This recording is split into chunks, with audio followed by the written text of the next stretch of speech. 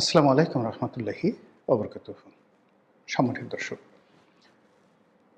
আমি যখন এই ভিডিওটি করছি তখন বাংলাদেশের রাষ্ট্রপতি জনাব শাহাবুদ্দিন চুপ্পু লন্ডনে আছেন। তিনি সেখানে শারীরিক চিকিৎসার জন্য আছেন এবং একটি হাসপাতালে ভর্তি হয়েছেন। পত্রিকার খবরে যেটা দেখলাম সেটা হলো তার হার্টের একটি ব্লক ধরা পড়েছে এবং সেই ব্লক দূর করার জন্য যে স্ট্যান্টার নামক যে যন্ত্রটি সেটি সেখানে বসানো হয়েছে। আপনারা জানেন যে মানব শরীরে হার্ট, হৃদয় একটা অত্যন্ত গুরুত্বপূর্ণ অঙ্গ এবং এই হৃৎপিণ্ডের রক্ত সঞ্চালনে যদি একটু ১৯-২০ হয়, মুহূর্তের মধ্যে হার্ট স্ট্রোক করে আমাদের দেশে বহু মানুষ মারা যায়। তো সেক্ষেত্রে রাষ্ট্রের যিনি গুরুত্বপূর্ণ ব্যক্তি, প্রধান ব্যক্তি, তার শারীরিক অবস্থা এবং তাকে সুস্থ রাখা, তার চিকিৎসা পাওয়া, এই বিষয়গুলো আমাদের সাধারণ মানুষের মতোই একদিকে মৌলিক, আর অন্যদিকে রাষ্ট্রের গুরুত্বপূর্ণ ব্যক্তি হিসেবে এটি বলতে গেলে ফরজে আইন, অপরিহার্য। দুর্ভাগ্যজনক হলেও সত্যি যে গত সেই ১৮ মাস ধরে ডক্টর মোহাম্মদ ইউনূসের জমানাতে রাষ্ট্রপতিকে বঙ্গভবনের বাইরে বের হতে দেওয়া হয়নি। তার নিয়মিত যে স্বাস্থ্য চিকিৎসা, এই স্বাস্থ্য চিকিৎসাও মূলত বঙ্গভবনের যে ডাক্তার, সেই ডাক্তারের মাধ্যমে করা হয়েছে। আর সেই ডাক্তার, বঙ্গভবনের যিনি ডাক্তার, তার কোনো সাধ্য নেই স্বাস্থ্য উপদেষ্টা কিংবা প্রধান উপদেষ্টা ডক্টর মোহাম্মদ ইউনূসের বাইরে গিয়ে একটি শব্দ করা। রাষ্ট্রপতি যে পদ, এই পদে কে শাহাবুদ্দিন চুপ্পু আছেন কিংবা অন্য কোনো ব্যক্তি আছেন, কে ইয়াজউদ্দিন সাহেব আছেন, does not matter, as long as তিনি যখন বঙ্গভবনে আছেন ততক্ষণ পর্যন্ত তিনি এ জাতির মুরব্বী, এ রাষ্ট্রের প্রথম ব্যক্তি, এ রাষ্ট্রের সম্মান এবং মর্যাদার প্রতীক। আমরা বাঙালি জাতি যে প্রতি বছর প্রায় ৭ লক্ষ ৮ লক্ষ কোটি টাকার আমরা বাজেট প্রণয়ন করি আমাদের টাকা দিয়ে। সেই টাকা দিয়ে আমরা অনেক কিছু খরচ করি, বিভিন্ন জেলাতে ডাকবাংলো রাখি, রেস্ট হাউস রাখি, দেশে বিদেশে অসংখ্য কোটি কোটি টাকা খরচ হয়। পৃথিবীর যে সকল দেশে আমাদের রাষ্ট্রদূত রয়েছেন, বাংলাদেশে দেখা গেল একজন সচিব তিনি টয়োটা করোলা গাড়ি ব্যবহার করেন, কিন্তু আমেরিকাতে, চায়নাতে, ইভেন ভুটানে আমাদের যে রাষ্ট্রদূত, সেই রাষ্ট্রদূত তাদের সম্মান এবং মর্যাদা আন্তর্জাতিক মানে রাখার জন্য আমরা তাদেরকে ডলারে বেতন দেই। আমরা তাদের ব্যবহার করার জন্য মার্সিডিস, BMW সিরিজের গাড়ি দেই এবং অন্যান্য রাষ্ট্রদূতের সঙ্গে দেখা সাক্ষাৎ করার জন্য তারা যাতে 5 স্টার হোটেলে বসে মিটিং করতে পারেন, এজন্য তাদের বাজেট বরাদ্দ থাকে। এটা রাষ্ট্রের মান মর্যাদার ব্যাপার।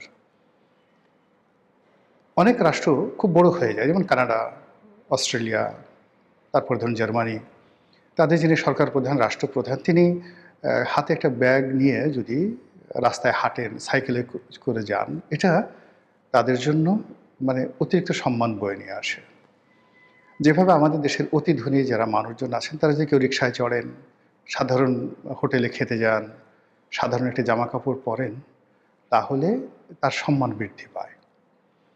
কিন্তু নতুন ব্যবসা শুরু করেছেন, আপনার কোনো গাড়ি নেই, রিকশায় করে আপনি একটা ব্যবসার ডিল করার জন্য আমেরিকানদের সঙ্গে বসলেন, কিংবা ধরুন আপনি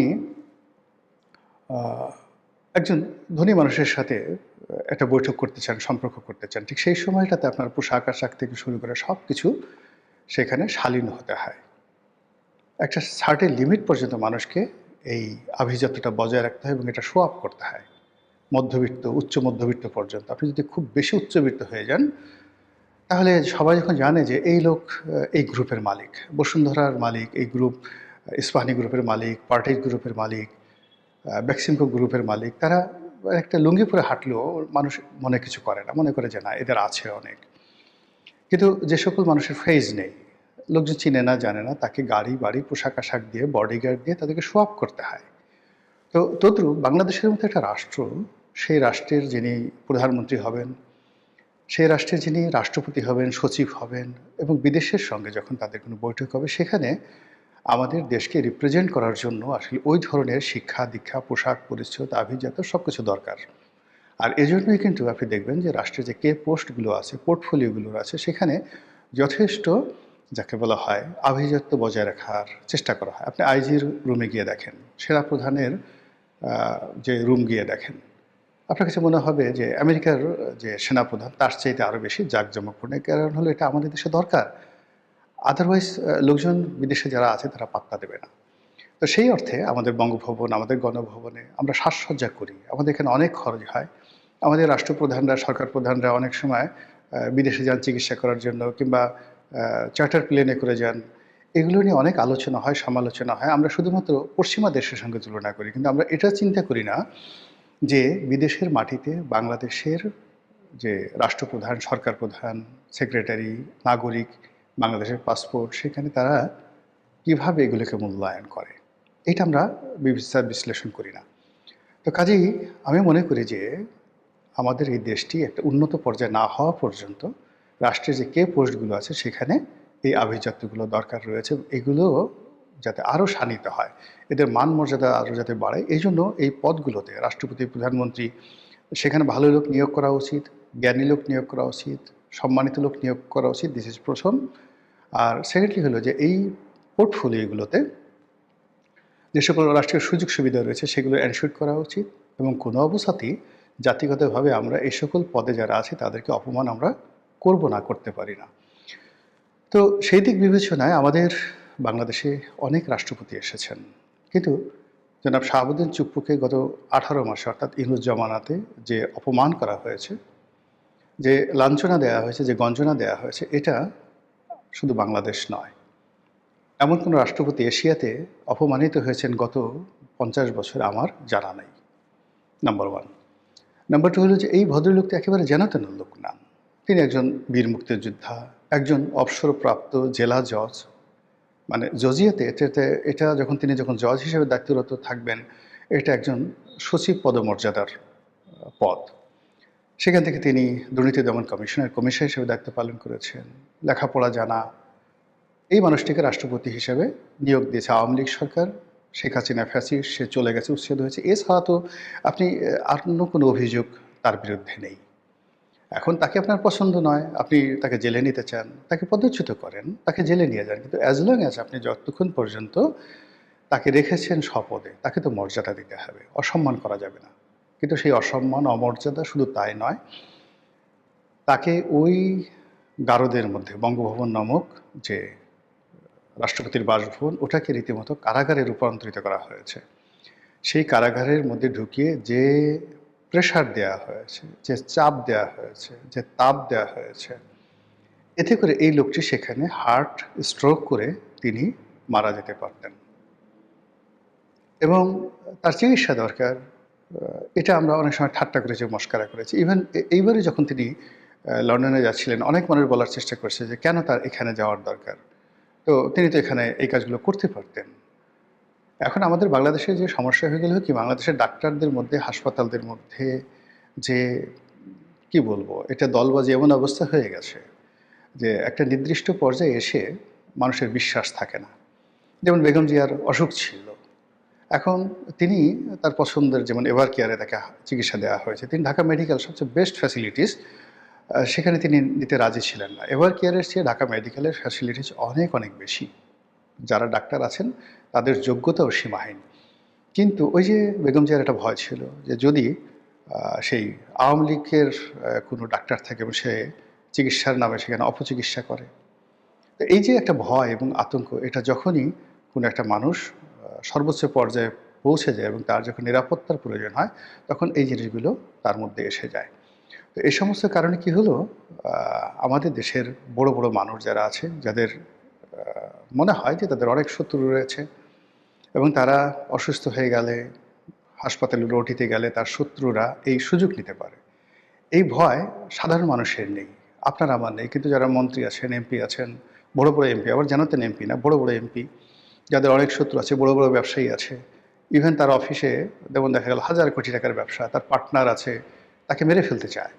তখন সে করে কি, সিঙ্গাপুর চলে যায়, অন্য একটা দেশে চলে যায়, যেখানে তার একটা বিশ্বাস থাকে যে এখানে যে অস্ত্রোপচারের যে অস্ত্র সেখানে বিষ মাখানোর সাধ্য স্বয়ং রাষ্ট্রপ্রধান বা সরকার প্রধানও নাই, like Singapore, like Bangkok, like USA, like UK, এই সমস্ত দেশে। ফলে এই যে আমাদের দেশের বিভিন্ন মানুষ বিভিন্ন দেশে যায়, এটার কতগুলো মনস্তাত্ত্বিক বিষয় রয়েছে। চিকিৎসা একটা মনস্তাত্ত্বিক বিষয়। তো সেদিক থেকে রাষ্ট্রপতি যখন ইংল্যান্ডে গেলেন তখন সবাই ঠাট্টা করেছেন, মস্করা করেছেন যে কি দরকার ছিল একটা আবর্জনাকে টানার, শেখ হাসিনার একটা আবর্জনা, সেটাকে আমরা এখনো মাথায় করে ঘুরছি। কিন্তু যখন সেখানে চিকিৎসা করার পরে দেখা গেল যে ইংল্যান্ডের হাসপাতালে তার হার্টে ব্লক ধরা পড়েছে, এবং সেই হার্টের ব্লক নিয়েই তিনি এতদিন এই দুর্বিষহ জীবনযাপন করছেন বঙ্গভবনের মধ্যে।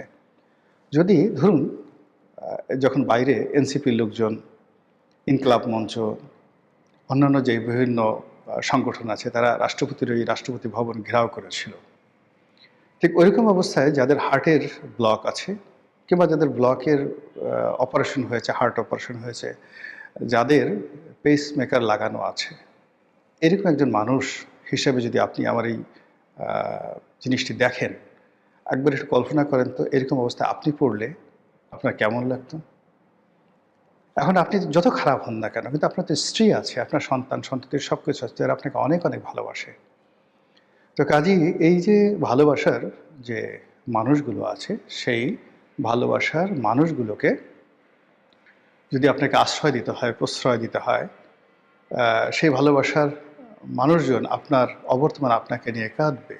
পৃথিবীর সবচেয়ে ডাকাত যে মানুষটি, তারও স্ত্রী তার জন্য কাঁদে, তার স্ত্রী তাকে নিয়ে ভালোবাসে। তদ্রূপ রাষ্ট্রপতির যারা সন্তান আছেন, নাতি আছে, পুতি আছে, স্ত্রী আছে, আত্মীয় স্বজন, ভাই বোন আছে, তো তাদের কাছে তো তিনি রাষ্ট্রপতি নন, তিনি একজন চুপ্পু, তিনি একজন মানুষ।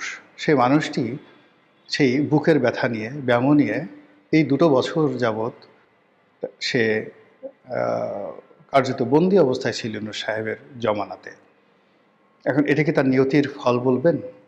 ডক্টর মোহাম্মদ ইউনূসের নিষ্ঠুরতা বলবেন, অভদ্রতা বলবেন, নাকি আমাদের বাঙালি জাতির যে চিরাচরিত কালচার, সেই চিরাচরিত কালচার অনুযায়ী আমরা সবসময় মানুষকে যাকে বলা হয় ছোট করি,